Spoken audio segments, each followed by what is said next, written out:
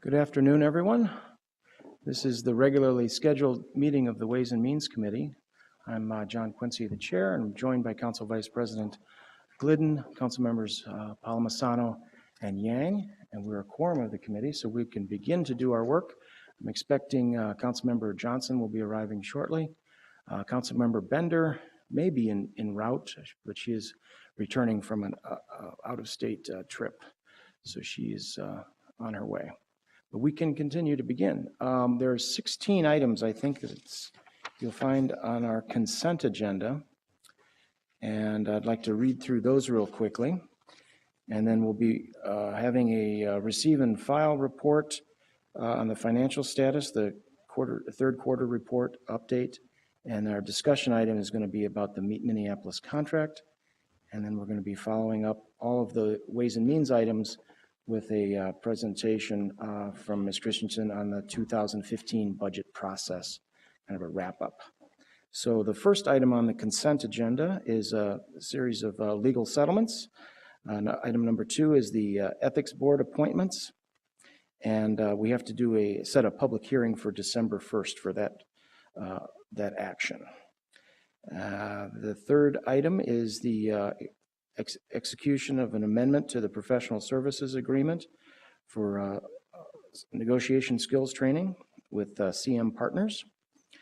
Item number 4 is the convention center. It's accepting a low bid, Premier Electrical Corporation for electrical installation activities.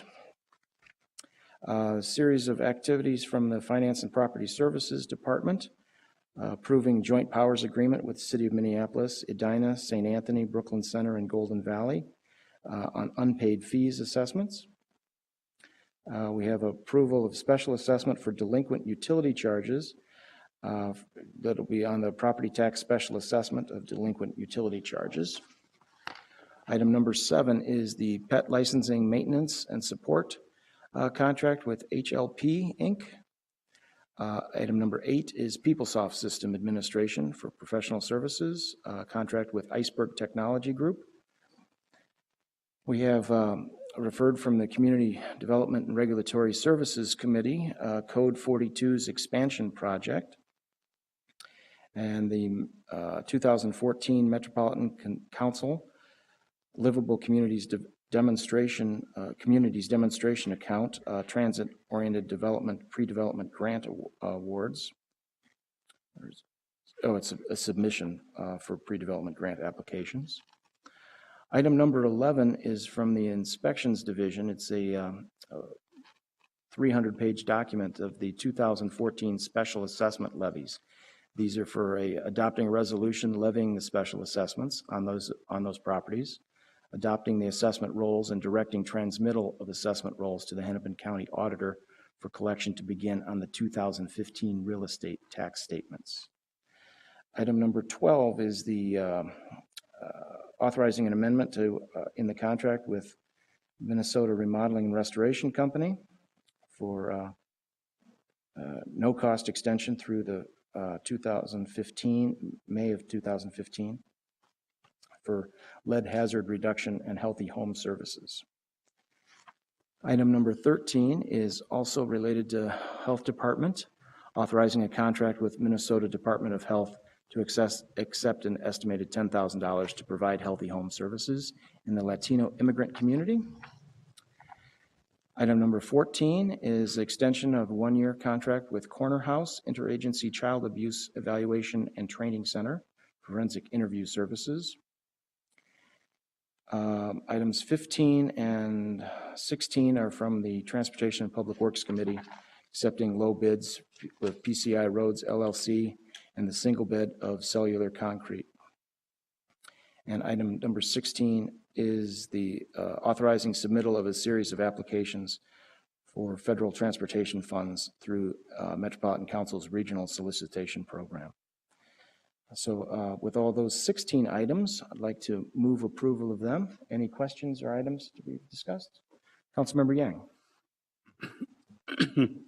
Thank you, Mr. Chair. We got a letter from the Conlon Law Group, and I'm wondering if our staff has looked into that. I'm guessing that the Conlon letter refers to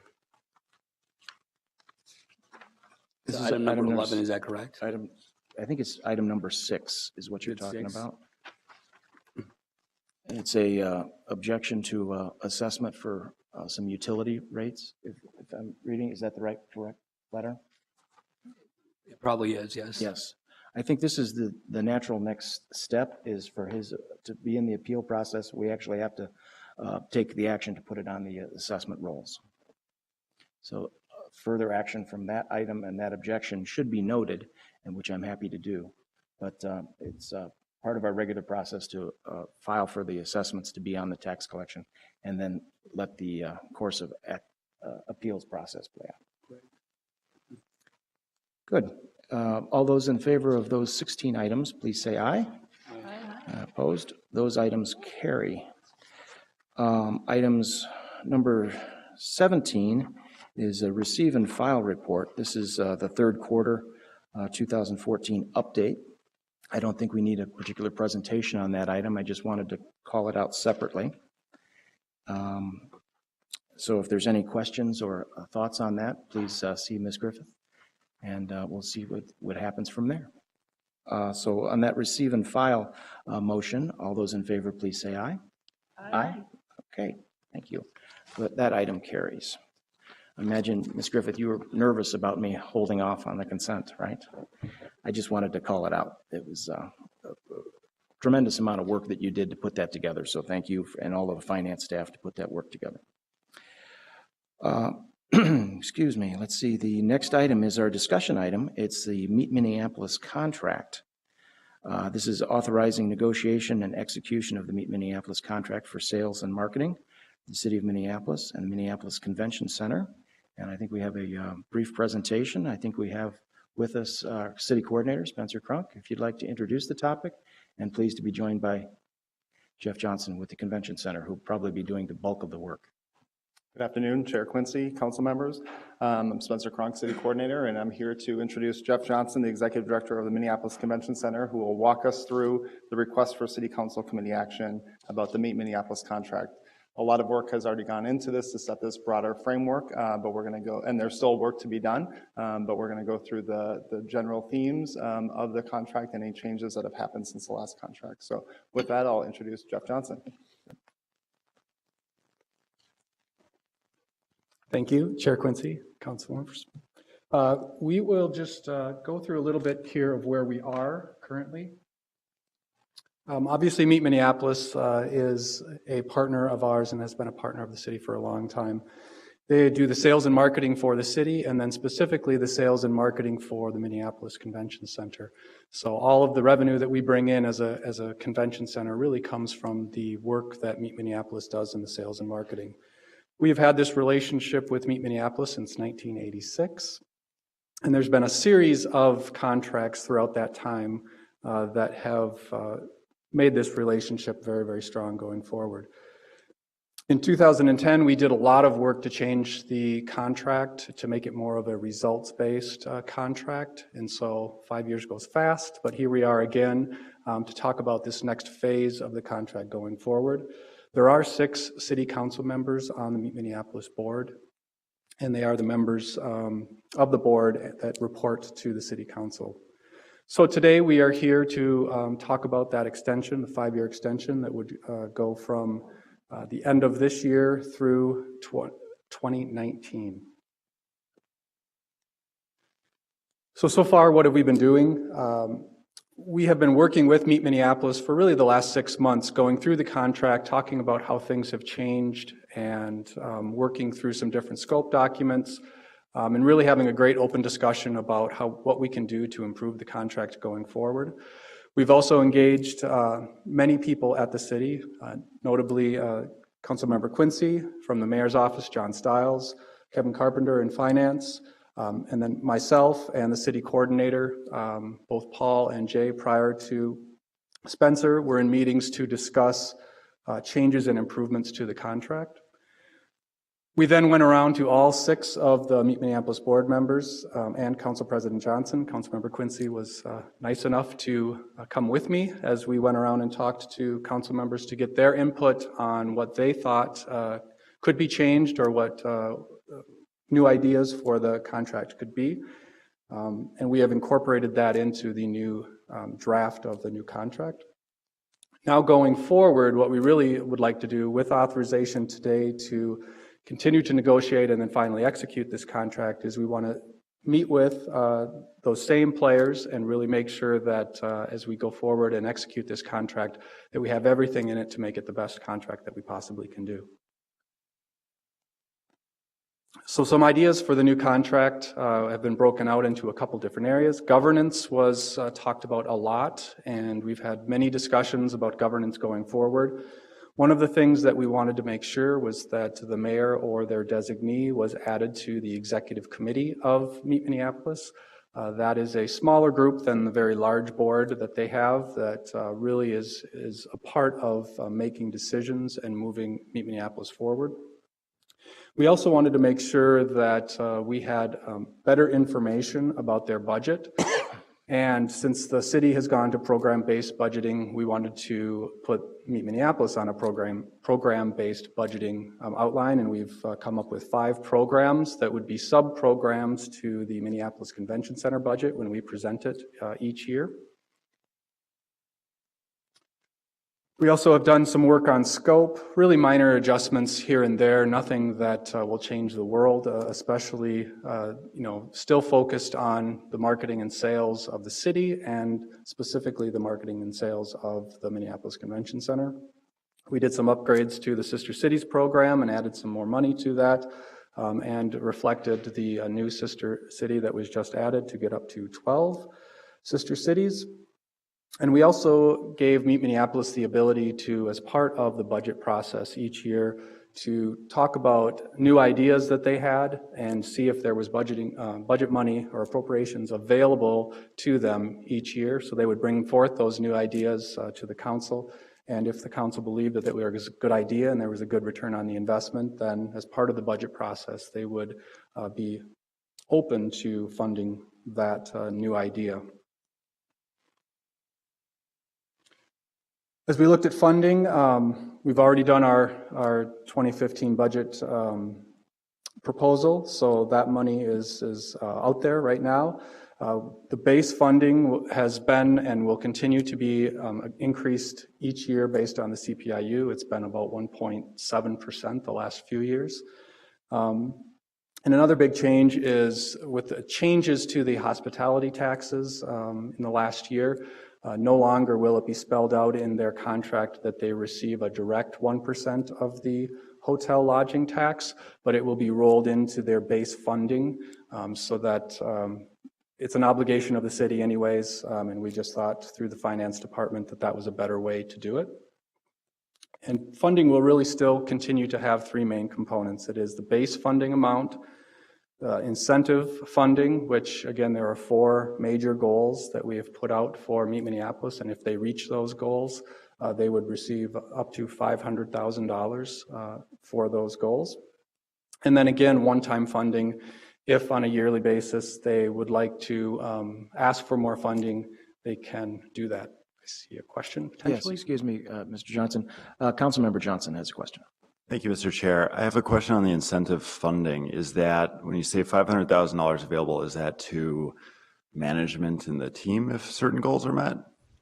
Chair Quincy, Councilmember Johnson, no, it goes into the next year's budget for Meet Minneapolis. And so it does not go directly to management or the people. It goes into their budget based on if they make goals. And the 4 goal areas really have to do with the hospitality industry, which ties to room nights for hotels, the convention center, so our direct revenue that they bring in, visitor travel and how many visitor room nights are booked in the city, and then a sponsorship goal on how much money they achieve, how large amount of money they achieve from outside revenue sources. Good, absolutely. And maybe if we could get a clarification on that slide before it's posted, I think that'd be helpful for people to know that. Thank you.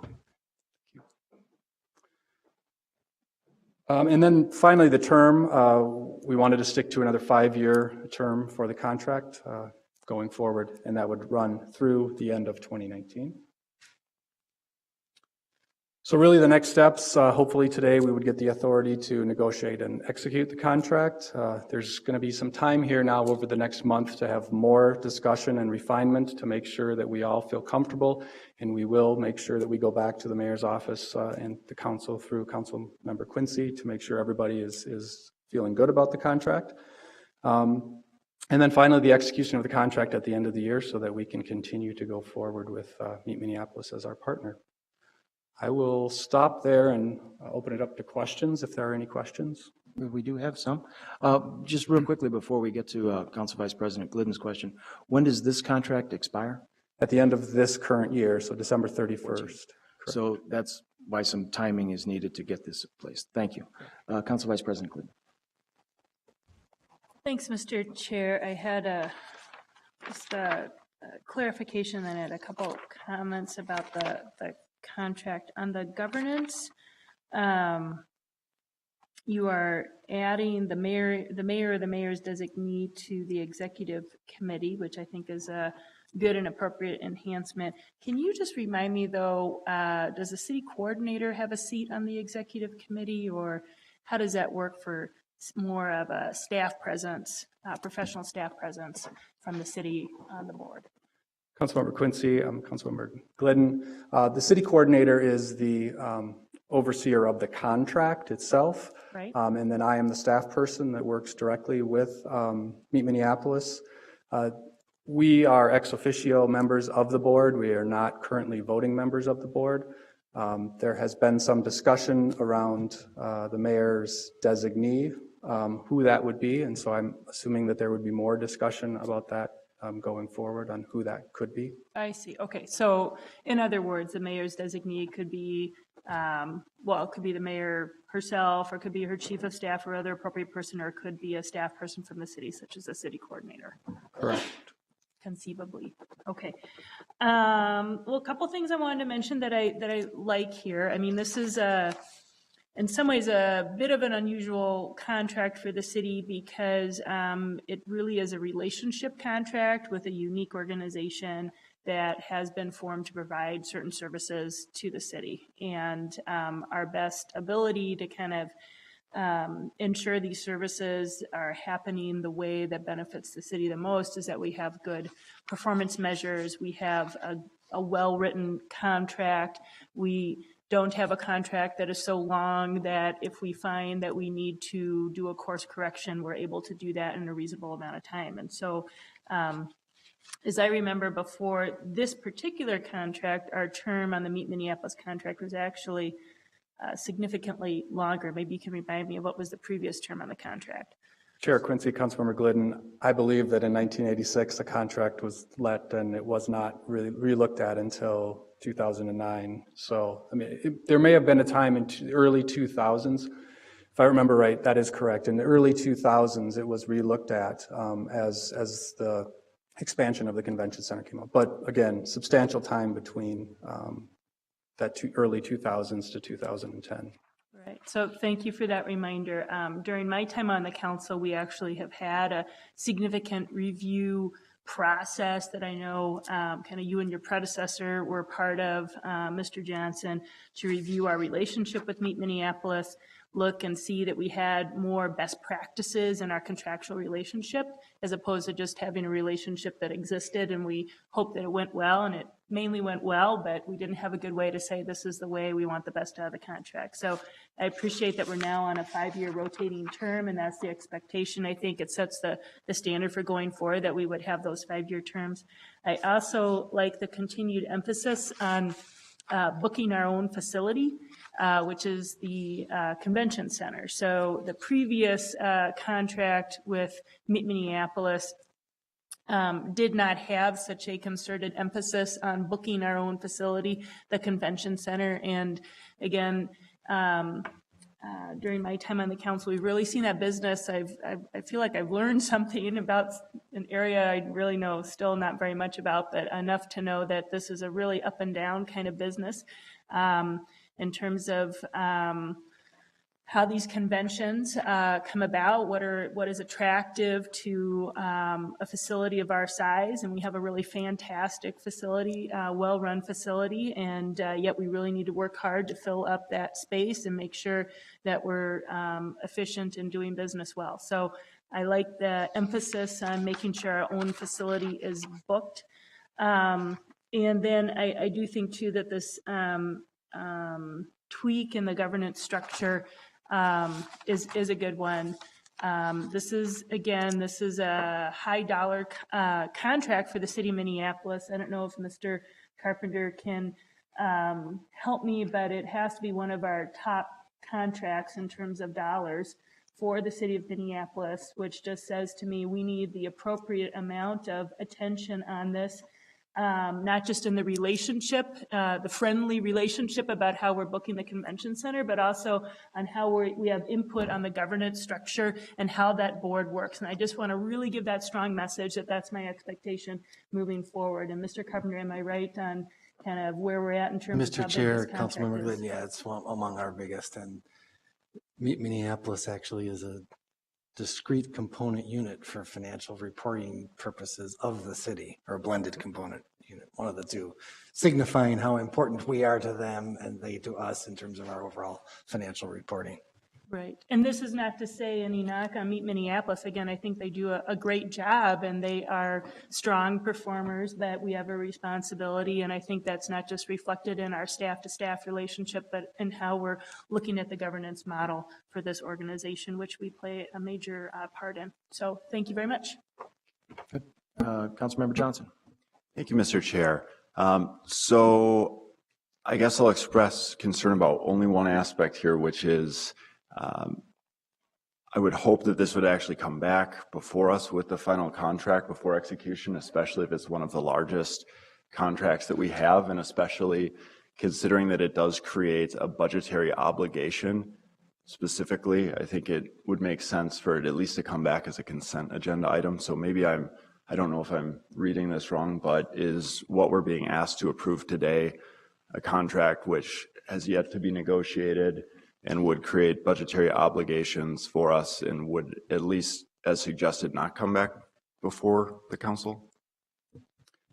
If you'd like to take a stab. Chair Quincy, Councilmember Johnson, at this point, through the involvement of the six members of the city council that are on the Meet Minneapolis board and Council President Johnson and the leadership of Councilmember Quincy, our hope was that today it would be for us to get the authority to finish that negotiation, because there's been a lot of work that has been done, but to finish that negotiation and then execute the contract and not come back to the council, that's what we put forward today on the request. Well, I certainly think the authority to negotiate makes sense, and I just think it also in the interest of transparency and because of the budgetary obligation, I'd personally like to see it at least come back to the council for the final execution of the contract. And I don't know, unless I'm totally off base here, maybe Mr. Carpenter could answer, how often do we have large contracts that create budgetary obligations get approval for execution without coming back for approval? Mr. Chair, Councilmember Johnson, that would actually be standard operating procedure, that we would be authorized to go do this with the parameters that have been worked out in general with council, and it would not come back for final approval by council. Council would be authorizing staff with this general assumption to go execute a contract regardless of its size.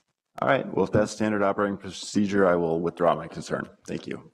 Well, I think it's a concern that's worth noting, but this is not done in a vacuum. We've been doing this for a period of months in conjunction with Meet Minneapolis, so this is not going to change their understanding of the relationship.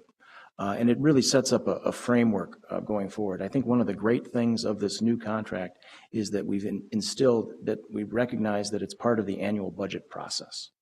So, particular things like the incentive programs or the special services that they may be bringing forward would be done on an annual basis. So I don't think this really changes the numbers very much, but it does change the structure of the contract and the accountability of it. So I hope that alleviates some of that concern, because it is a big number because frankly, Minneapolis relies on about 80% from the city of Minneapolis, which I think is really the impetus behind we need to get more control of how that money is spent. And we need to have that connection tightly done with the contract administrator through the city coordinator's office. And the finance officers need to be knowing what's going on every month. And so we're going to have that relationship strengthened through the improved governance, I believe. And the other bylaws changes, frankly, that Minneapolis is going to have to adopt to comply with some of these contract things. So that's also been in the works, and we'll be able to move forward, I believe, with greater assurances of authority and influence on how Minneapolis operates. So I hope that addresses that. I do want to thank everybody who put this work together. It's a big deal.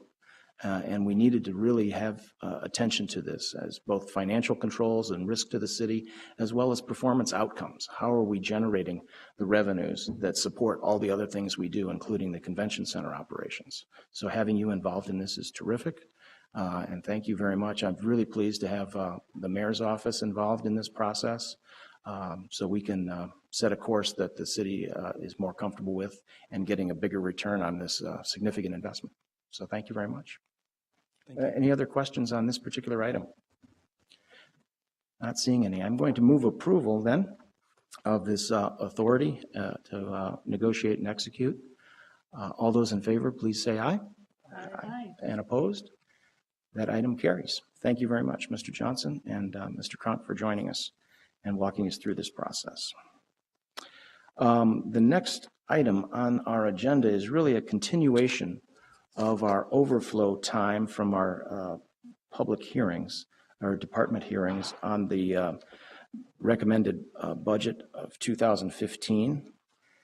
So I'm going to let it's a rather extensive presentation. I thank you very much in advance, Ms. Christensen, for putting so much work into this presentation. I think it really helps summarize all the work we've done going back to the spring and through the summer before we even got the mayor's recommended budget. So this is a terrific highlight. We're going to have this presentation is kind of split up in a number of areas. There's a budget highlight section, financial overview, major budget considerations, property taxes, financial policies, and then a budget overview on enterprise funds and other funds, general fund and enterprise funds.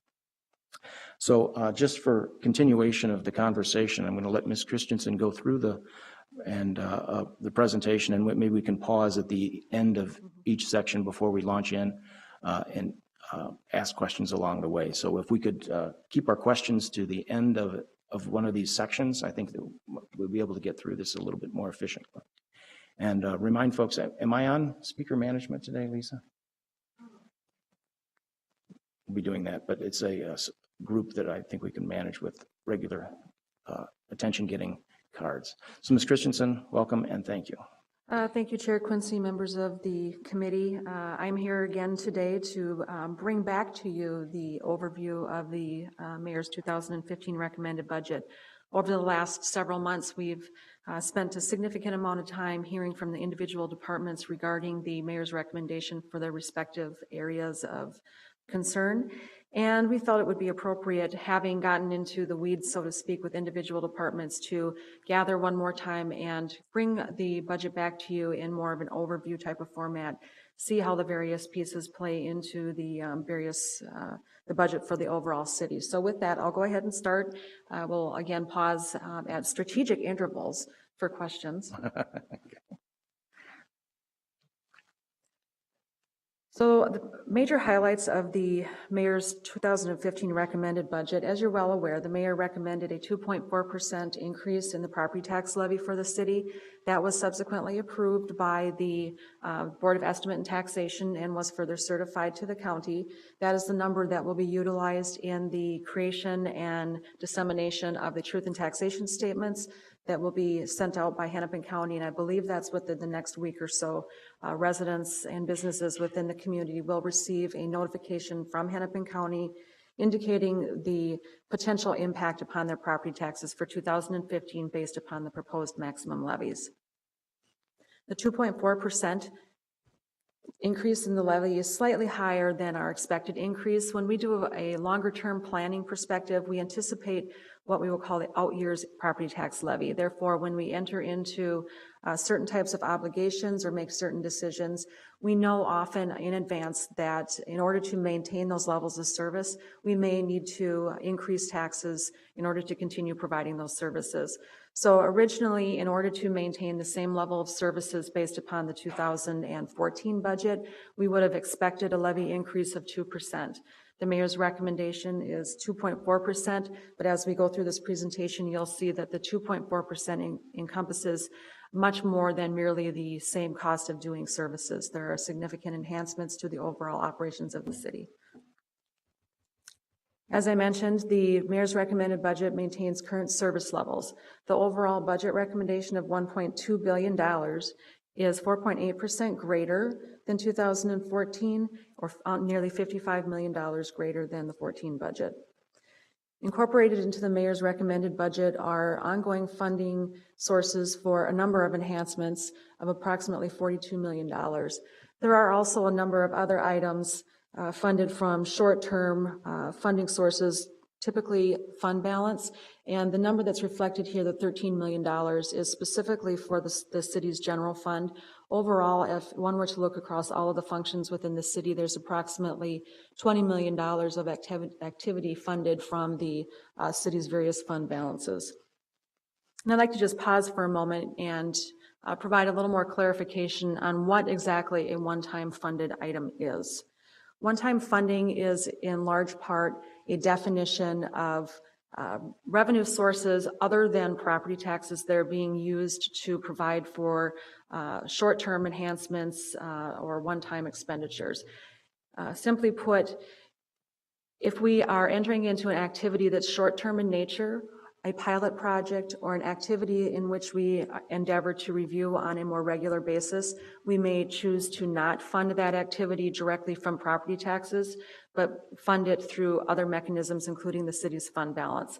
That allows us to not inappropriately raise the base level of property taxes, and yet provides an opportunity for us to do various activities that will not impact the property owner in any one given year. Some major highlights of the mayor's 2015 recommended budget. The mayor's recommended budget really was intended to lay the groundwork for the future, including providing funding for numerous public safety staff, also 911 operators, to provide for the fire department to bring in recruits to cover transition costs associated with retirements. We're also providing resources for programs in support of racial diversity initiatives, as well as additional communications support to work with the community as well as the neighborhoods. Strategic pause number 1. Questions regarding the highlights? Otherwise, I'll get into more detail. Please continue. Oh, I'm sorry, Councilmember Johnson. Just a really quick question. Thank you, Mr. Chair. On the 2 recruit classes for the firefighters, I thought our budget book only showed 1. Was that an update or was Chair Quincy, Councilmember Johnson, there are 2 sources of funding for the recruit classes in the fire department. There is ongoing support for a continuous class, 1 every year, in ongoing funding. For 2015, there is a recommendation for 1 supplemental class through the aforementioned one-time funding sources. So in order to get through what has been defined as a really big transition in the number of firefighters, there's short-term funding to allow for twice as many recruits to come in 15. May happen again in 16, but at the very basic level, there is funding added on an ongoing basis for 1 class of recruits every year. Do we know what the number of recruits is? Chair Quincy, Councilmember Johnson, I do not know off the top of my head. I would be guessing. If we could take that offline, that would be great. I'd love to Absolutely, I will find follow out up. more details. Thank you.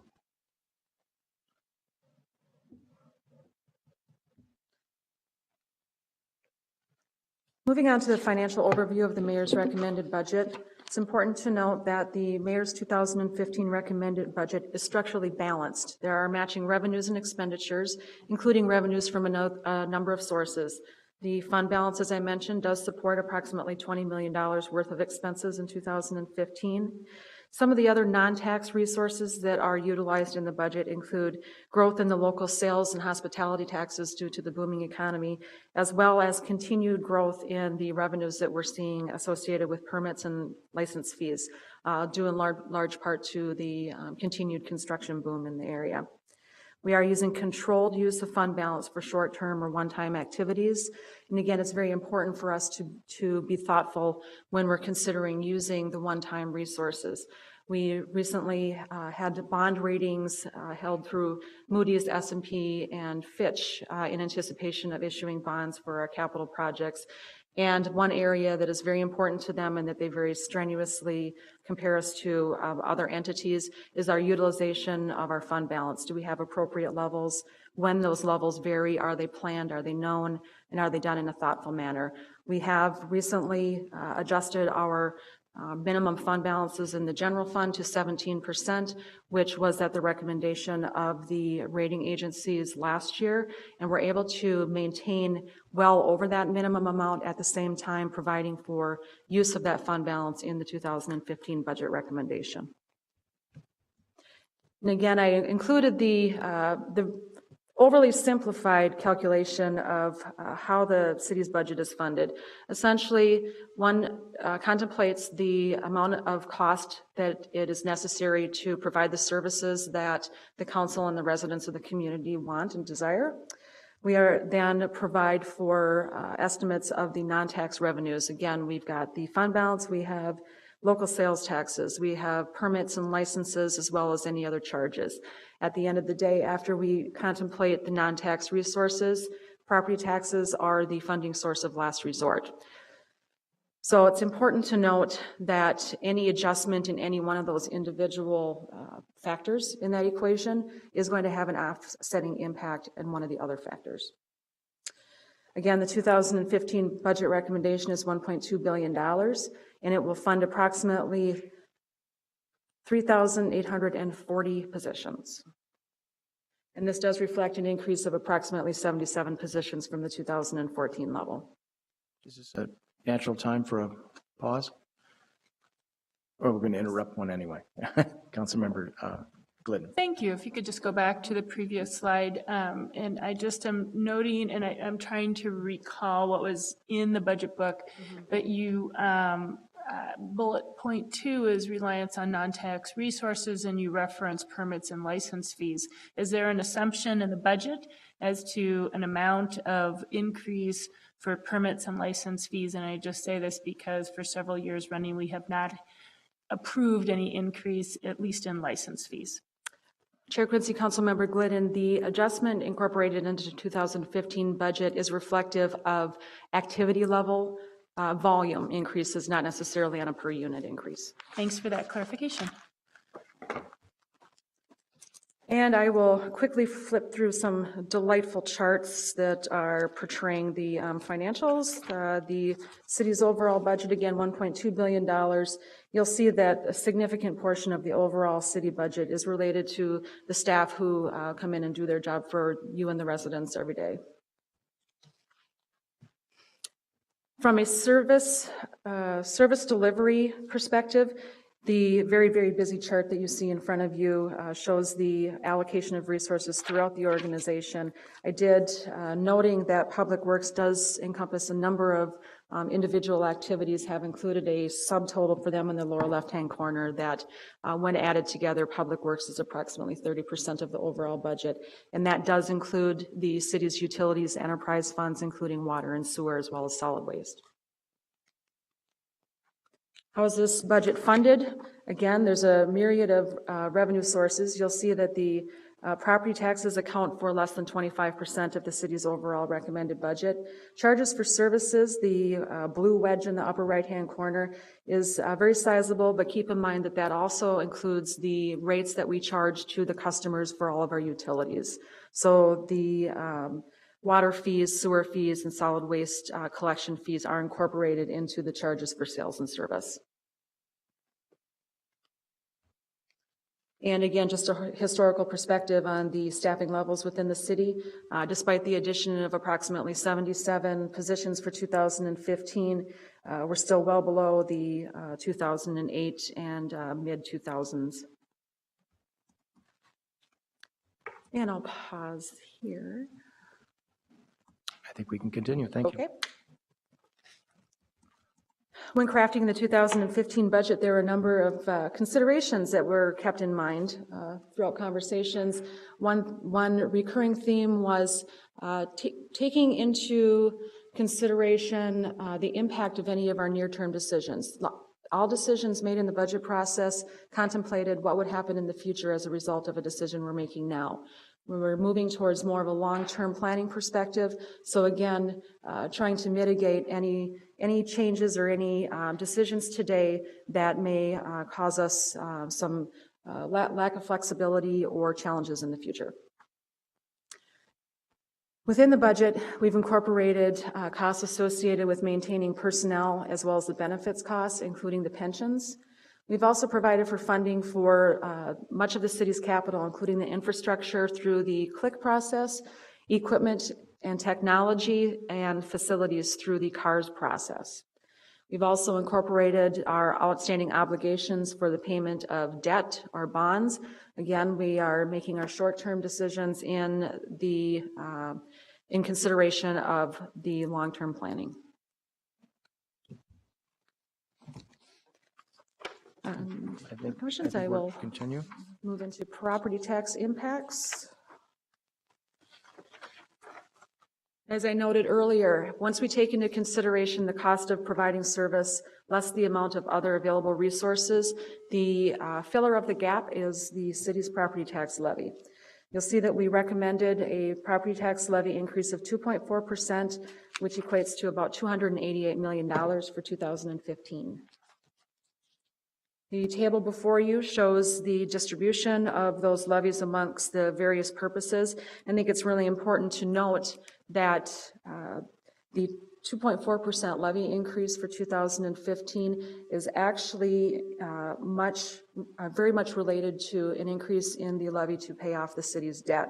You'll see that we're able to maintain current service levels in the general fund with a 1.5% reduction in the levy for the general fund. So in large part, the overall levy increase is associated with the city's debt payments. I think that's worth pausing a little bit further. I'm sorry to interrupt the flow. Just want to look at that chart a little bit more. Looks like Council Vice President Glidden had the same thought.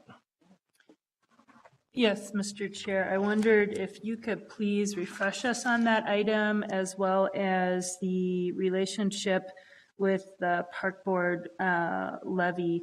So you kind of have to dig into these amounts to see how much was there in 2014 to 2015, and because these percentages relate to what's kind of the underlying change. But can you refresh us on the debt levy and what you think that will be for 2016, as well as what's the impact of the park board levy here?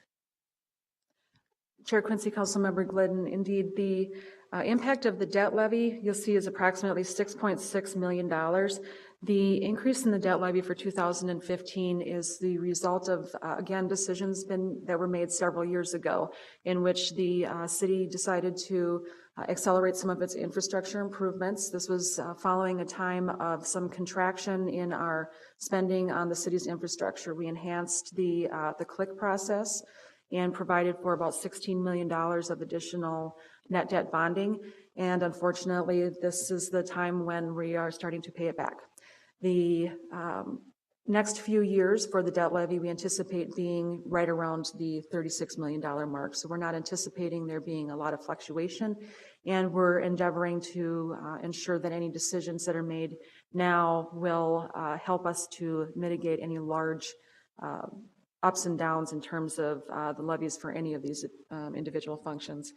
As far as the park board levy, you'll see that the recommendation for 2015 reflects a 4.9% levy increase. The Park Board had presented to the mayor a recommendation based upon their needs for their particular operation. And the relationship between the Park Board and the city is that the city is the authority that adopts the overall levy that incorporates the Park Board piece. So while the Park Board recommended a 4.9% levy increase for their individual piece, which was subsequently approved and recommended by the mayor in her recommendation, does impact the city's ability to adjust the general fund levy on top. So by recommending the 4.9% for the Park Board and maintaining a 2.4% bottom line levy increase, the adjustments needed to be made at the top. I'm sorry. Mr. Carpenter, you had an additional thought. Mr. Chair, just one other thing I'd like to add as it relates to the debt. The other component that factors in here, in addition to how much, is how we choose to amortize it and the length of time we choose to amortize it. If you think about it in the context of your own personal mortgage, a 10-year mortgage is cheaper in interest rate generally than a 30-year, but the annual payment in a 10-year mortgage is much greater.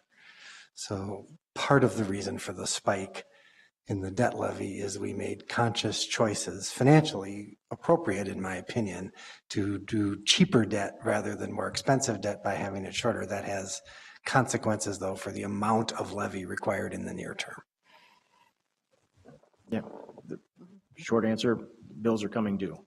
And it's not very flexible, right? This is a fixed amount we really don't get to adjust on. I had a question more on the Park Board portion of that. How is that different than the debt levy portion as it goes through the click process for Park Board activities versus what's the Park Board levy increase of 4.9% represent that's different than what we've already anticipated? Chair Quincy, Councilmember Glidden, the park budget includes essentially their own full set of operations, including what they've coined as their general fund. They have general fund operations that very much mirror those of the city. They also do have their own capital plan. These Parks Board partners with the city for the issuance of net debt bonds to fund some of their capital, but they do also encompass capital within their own individual budget. And you'll see it's important to note that they did, on the previous slide, a portion of their levy increase is associated with the approved plan for a 10-year tree levy to assist with the emerald ash borer as well as replanting from the multiple storms we've had in recent years. Thank you. So what does an increase in the overall levy feel like to a taxpayer? As you are well aware, there are multiple factors that play into the individual impact one might have resulting from a property tax increase or decrease. There are things that come into play, including the market value of the property. As residential properties increase in value, the proportion of their overall value that's contemplated for taxation increases due to the phase out of market value exclusion. The citywide tax base also is a major factor. When the overall tax capacity or the amount of property value within the city grows, it allows the property tax levy to be spread among more properties. Tax increment districts will also impact the amount that an individual property pays, as well as any choices that are made by you, the council, in determining the amount of the overall property tax levy. And again, with the 2.4% property tax levy, based upon current projections of valuation changes, approximately 57% of all residential properties within the community will see their property taxes stay the same or even go down. It's important to note also that the growth in the property values throughout the community do have a positive impact on the taxes paid by an individual property owner. I've included a chart here showing the distribution of the overall values, tax capacities amongst the different property types. And you'll see that between 2014 and 15, that residential properties still maintain about 46.5% of the overall valuation within the city. But you'll see during that same time period that there was a slight shift between the combined commercial industrial values into more valuation associated with apartments, which is something we would expect if one were to merely drive around the city. You would see the proliferation of multi-story apartment buildings that are just now coming onto the property tax rolls. So I anticipate that we would likely see continued growth, at least in the short term, associated with apartment values. And the very busy chart in front of you is, it's an attempt to reflect the reason why 57% of the city's overall residential properties will see a reduction. And the reason for that is the median valuation increase in tax capacity change for residential properties within the city is approximately 7.5%. So 50% of the properties had a valuation increase of less than 7, and 50 had more. Those that are on the left side of the median are typically going to see a reduction or their property taxes held flat. And those to the right will see varying levels of adjustments. Our estimate on a home assessed at $175,000 in 2014 that experienced a 5% increase in value is likely to see about a $20 decrease in the city portion of their property taxes. Again, going back to the previous slide, had this property seen a 7.5% valuation increase, their taxes would likely have stayed flat. If their valuation had increased 10%, they would likely see a property tax increase. And I'm happy to answer any questions on the property tax piece. It looks like we can continue. Thank you. Okay. Moving on to the city's financial policies. Every year incorporated into the budget process as well as into your budget book, there is a section that pertains to the financial policies of the city. We've added a few amendments and a few suggestions for change in cooperation with the mayor's office, and I lay them before you today to ensure that you take advantage of the opportunity to review them prior to adoption of the budget. You'll see that we've enhanced our quarterly reporting to require us to come to you on a quarterly basis to provide a financial update. We do not do this for the first quarter of the year because 3 months worth of actual data doesn't provide us a whole lot to give you. We are also incorporating the expiration of aged budget appropriation. What this means is if a department received an appropriation in 1 year and had carried it forward up to 4 years, once that 4-year window has been met, there is a need for the department to come forward before this committee and again seek reauthorization or reappropriation of those funds. Essentially what that does is it provides you an opportunity to see if those resources are being deployed, and if the purpose for which they were intended is not moving forward, you may choose to reallocate that to another purpose within the city. It's a good thought. And I think if you could comment quickly about this great term that I've come to love, burn rate.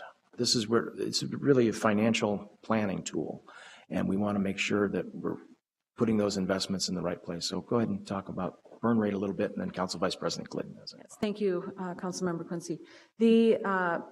Again, you're very correct in that the ability to identify the annual utilization of resources really is a big part of our financial planning. If we are aware of resources that have been appropriated or committed with a small c, that someone has a plan, and the plan is not able to be brought to fruition, it may be more appropriate for the city to redeploy those resources in the short term while allowing that plan to mature and provide for the funding later. Essentially, what we are trying to do is prevent the over encumbrance of resources in anticipation of things that may or may not happen. If we have known needs now, it provides an opportunity for us to deploy the resources now. And if there is a demonstrated burn rate, to your point, if a department is shown that they deploy significantly less than their annual appropriation, the appropriation may be relevant for relooking at that and seeing if that's the appropriate amount. Council Vice President Glidden. Thanks, Mr. Chair. My guess is that of the proposed updates, this is the most significant in terms of being a change and what's become a usual practice in the city. And so we'll have the most need for education and so forth. I'm also just trying to get a sense myself of what might be examples of this, just to make sure I'm tracking with this. And of course, we don't have the language yet in front of us, and we will in due time, I know. But and that may explain some of this. So as an example, I wouldn't anticipate that this would apply to ongoing operating dollars for staff, just because it would be highly unusual for a position to be unfilled for 4 years, just as an example. There would be something else that would happen. So I'm anticipating this is intended for something other than staffing appropriations. Maybe it's for a software project where sometimes there are directions to the council, from the council or with the department for how do you save up your money so you can afford this software improvement to enhance your functionality. But I'm really just speculating a little bit here. Could you give us some examples of how you think this would create better process within the city and reduce kind of stockpiling, if you might call it that, of resources in anticipation for needs in the future that have not yet come to fruition? Councilmember Quincy, Councilmember Glidden, this policy has actually already been in place for the public works type capital activities, in which there's an appropriation provided for in one budget year in anticipation of completing a project, and after 4 years, if that project has not either been started or completed, then those resources are freed up. And you're very correct in that ongoing operations typically would not be applicable to this policy. It would more often than not be associated with either short-term initiatives or capital-like projects, things that would be contemplated that once we've entered into a project plan that it may take several years to actually complete the plan. But after the expiration of a couple of years, if there isn't significant progress, then it requires at least a discussion in terms of whether or not those resources should continue to be earmarked in that way or if they should be freed up for another purpose. So you're taking what has been, I think, a more recent practice adopted within Public Works and applying it to the capital program as a whole and maybe some select other programs. Am I understanding that?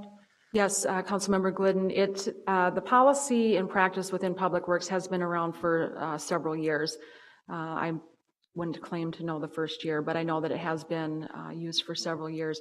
And we are looking to expand that more universally throughout the organization, in large part for consistency, and also to get a better handle on organization-wide resources, rather than merely looking at one funding source, such as the net debt bond program, or the utilization of a federal grant or some other type of activity. I think it is a wise decision to relook at our resources globally on a regular basis, even those that we may have earmarked for a specific purpose. I think it's just wise to be on top of that. Okay, well, I look forward to hearing more.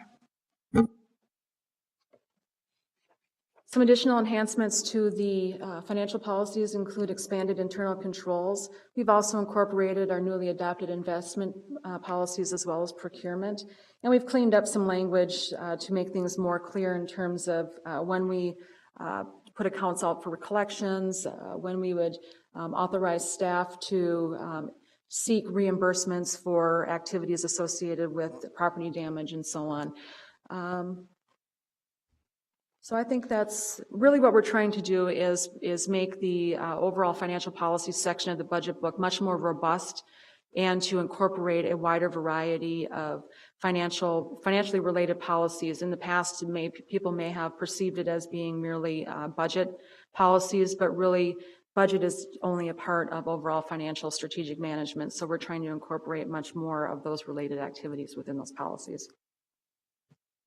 This gives us, of course, the flexibility to change things throughout the year as well. But this does a nice job, I think, of what we'll be seeing as part of the new financial policies for 15.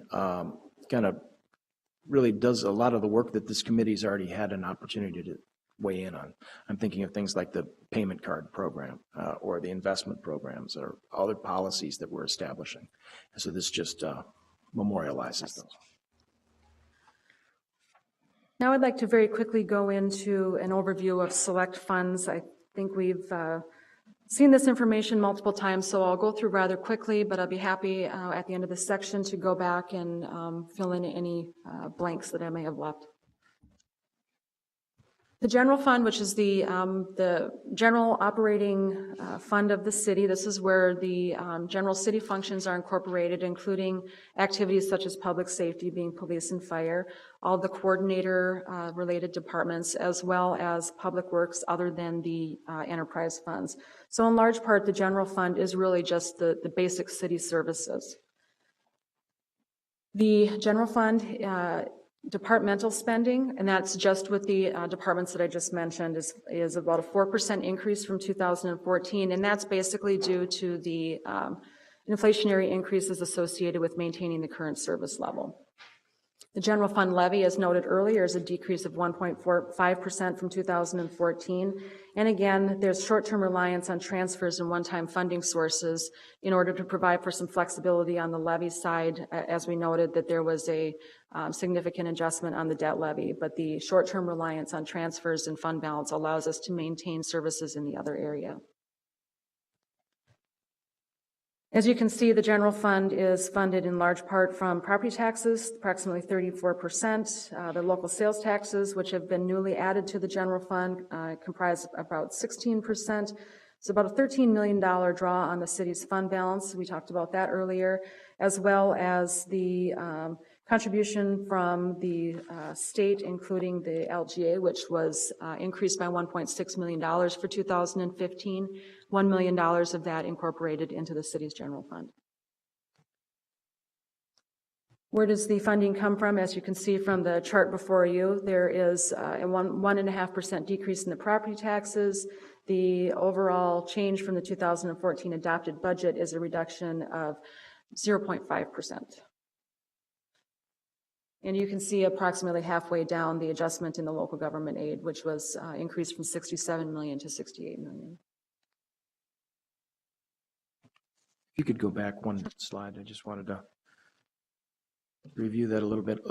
So many of the increases really just reflect growth, I'm saying. We're talking about growth in sales taxes and franchise fees, license and permits. Those are all up just from the robust growth that's happening in the city of Minneapolis, providing us resources in the general fund that we wouldn't have had access to before. Exactly, and it also allows us to mitigate any property tax increase. So we're able to accomplish all of that with the 2.4% overall increase and actually a decrease in property taxes in the general fund. Could you look back one more time on the uses of fund balances? Mm-hmm. Could you kind of detail what happened in that? Chair Quincy and council members, as part of the 2014 budget, there was a significant initiative to look at the city's overall general fund balance, which had grown rather significantly over the past several years. As part of that recognition, the mayor recognized a number of activities that could be funded through the short-term use of fund balance. You may recall that 2014 was the first year in which we implemented the CARS process. We were able to utilize that growth in the general fund balance to fund approximately $12 million through the CARS process. Additionally, early in 2013, we identified the increase in the fund balance as being able to provide for a property tax stabilization fund, which in large part was what allowed us to adopt a property tax levy for 2014 that was a 1% reduction. So it was a planned use of the growth in the general fund, knowing that it was short-lived and would not harm the city's flexibility in neither the short or the long term. While still allowing us to make sure we're maintaining fund balances that the rating agencies feel appropriate. Absolutely, absolutely. At the same time that we're utilizing these resources, we recognize that many things such as the growth in non-tax revenues within the city, as well as typical underspending that we see just due to things like staff vacancies, that we're able to, at the same time that we're using the resources, we're able to build the fund balance back up. So we're using savings from last year at the same time that we're saving this year. So at the end of the day, the city's fund balance does not go down by $24.6 million. It's more likely to be significantly less than that because at the same time we're putting it in. Mr. Carpenter. Mr. Chair, that was the exact point that I was going to make. When you flip back, as I'm sure you will, to the third quarter report that came out today, the projected general fund balance projecting forward for the end of 2014, it's approximately $89 million, which is approximately $8 or $9 million less than the 2013 year-end fund balance. Even though we budgeted for a $25 million draw, we knew that there was a reasonable likelihood that revenues would come in higher than budgeted on non-tax sources, and expenses would not all be fully at their budgeted level. That is a key point as we deal with rating agencies and with ourselves for flexible financial management, that while we have plans that show uses of fund balances that may appear to be dipping into set-asides or reserves, the confidence with which we are approaching financial management that we will in fact be replacing some of that planned fund balance because non-tax revenues continue to be conservatively forecast as is appropriate for budget, and we over expense in many cases, providing, for example, the contingency that rarely gets fully used. So that whole dynamic of planning for more dramatic fund balances, but then the likelihood of not going that far is what enables us to continue to invest in the city while maintaining appropriate reserves to keep our high ratings and our financial stewardship obligations. Thank you. Moving on to the various factors that played into the budget for the general fund, I'll just flip through these slides because really these drivers are those that are incorporated into the budgeting for all of the city, not merely the general fund. So we're always taking into consideration the property, the taxpayer impact, the ability and stability of the fund balance to assist in annual funding, the utilization of LGA, and increased non-tax revenues due to economic growth within the city. And again, we've got the ongoing costs associated with continuing to pay our staff, inflationary costs with contractual obligations, as well as our operating capital, and as noted earlier, the ongoing program enhancements, as well as the one-time or short-term limited activities. And I'll move very quickly into the general fund, or to the enterprise funds rather. And as I noted earlier, that encompasses many of the public works functions, including the sewer services, the water provision, and the solid waste and recycling. And I think in large part for your review, you'll note that there's a significant increase noted for the city's solid waste overall recommended budget, due in large part to the implementation of the organics recycling. And the impact of the overall budget changes in the enterprise funds is reflected and funded through the recommended rates as you see shown on the chart before you.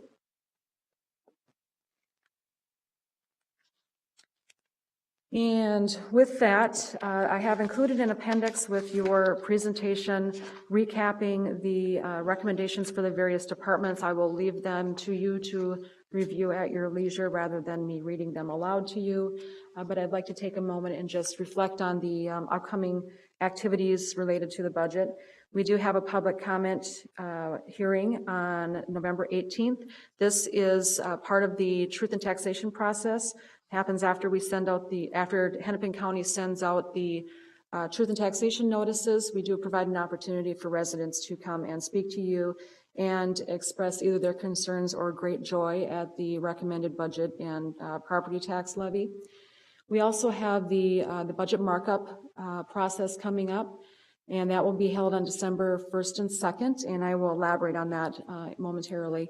And then again, finally, on December 10th, we will adopt the city's overall budget and levy.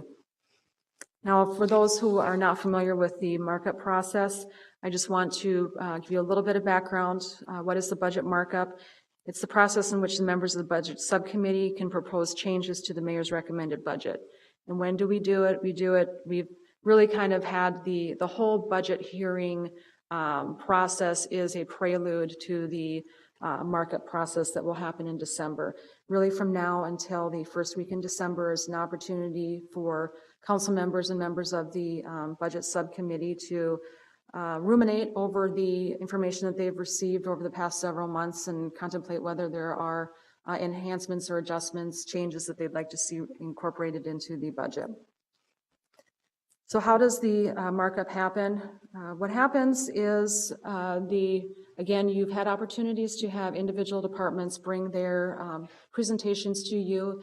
You've had opportunities to have discussions individually with either departments or amongst yourselves. It's important to remember that right now the budget is balanced and the maximum property tax levy has been adopted.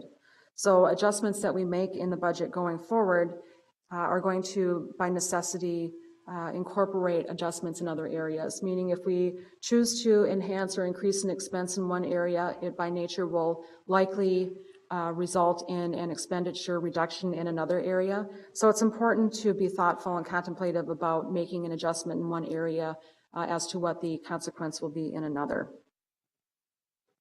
We encourage you to work closely with the finance staff to quantify any of these areas that you're interested in, and we can help determine the feasibility of proposing a budget adjustment along those lines.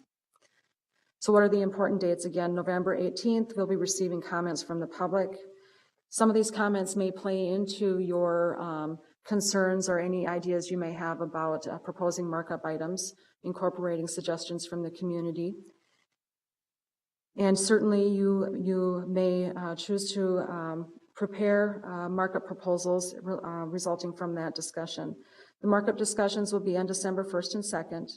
And in preparation for this discussion, we ask that you have your markup items vetted through our department, work with Latonia Green or myself, and please have them drafted and submitted to us as well as Councilmember Quincy, and we're recommending to Ben Hecker in the mayor's office to ensure that everyone's had an opportunity to be apprised of the requests.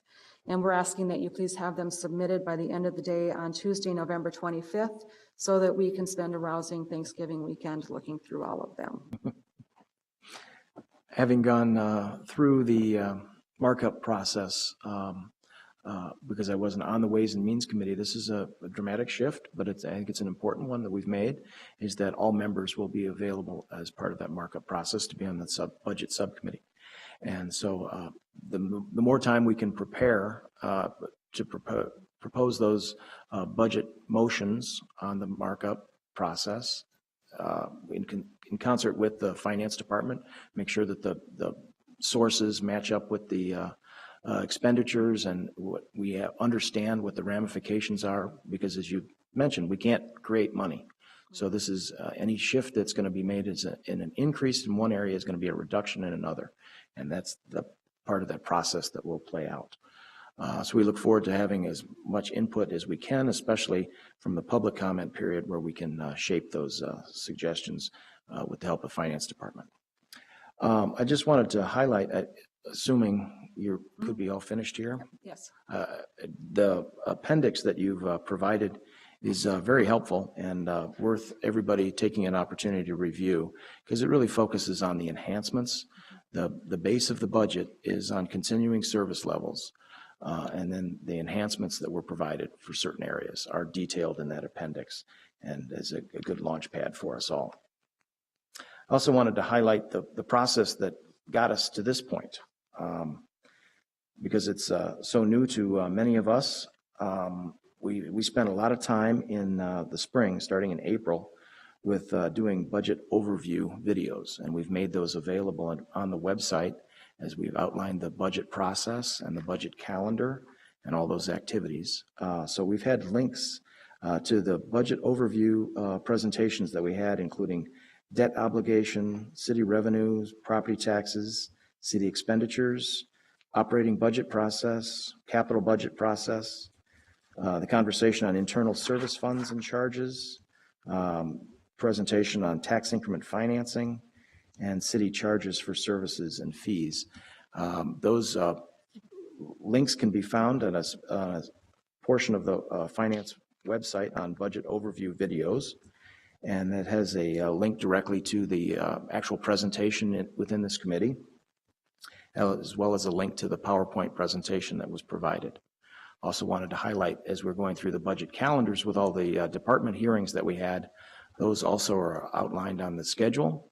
And if you clicked on any of those, you could see the actual presentation and the slides that were presented. And that provides real context around that conversation, not just looking at a set of PowerPoint slides.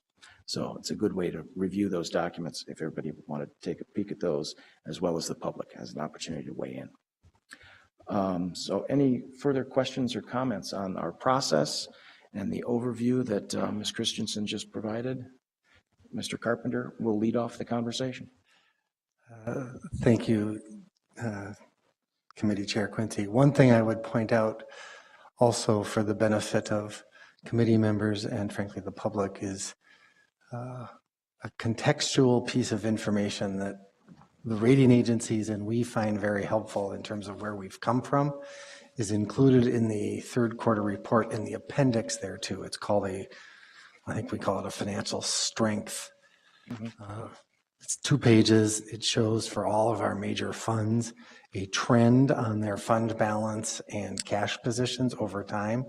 It projects it out to the end of 15, so it's not directly related to the 2015 budget, but it provides some context as to the success we've had over the last few years in organizing our finances and getting them into a different state to enable us to maintain our AAA ratings and the workout plans that got done early with the internal service funds and all those kinds of factors that are vitally important as we go forward with adopting the budget to keep those.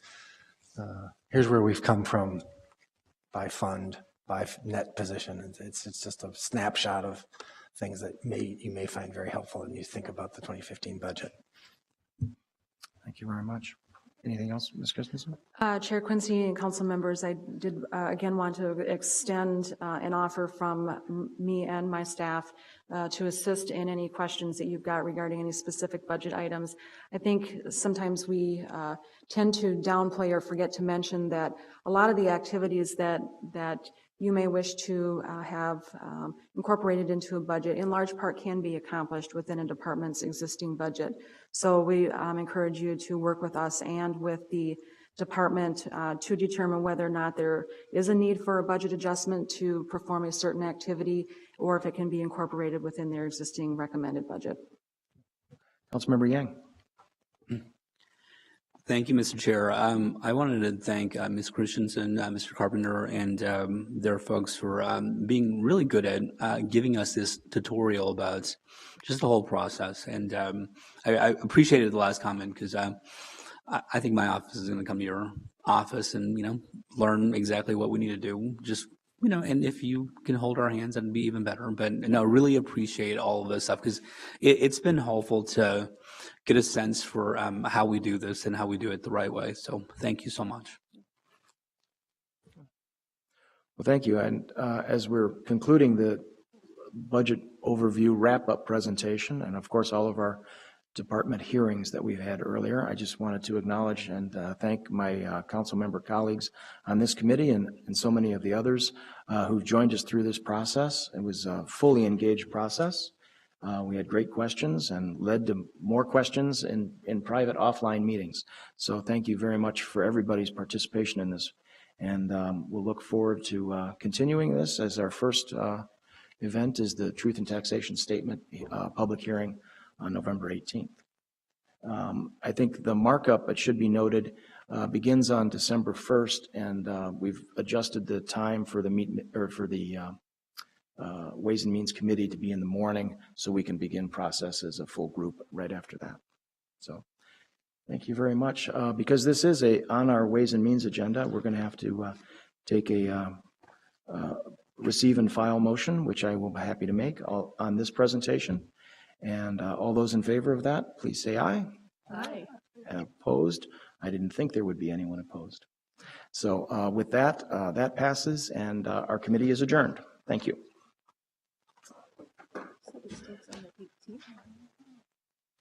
No, that's the truth.